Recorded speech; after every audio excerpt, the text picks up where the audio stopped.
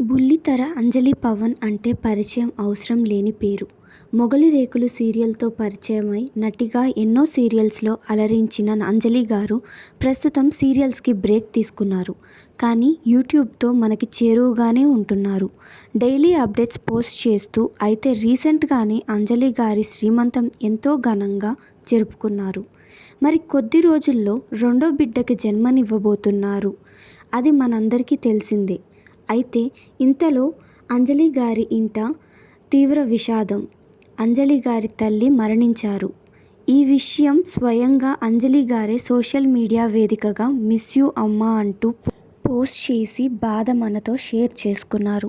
దీంతో అంజలి గారు ఇలాంటి టైంలో ధైర్యంగా ఉండాలి అని, ఆమె తల్లికి ఆత్మశాంతి చేకూరాలని ఫ్యాన్స్ కమెంట్స్ చేశారు.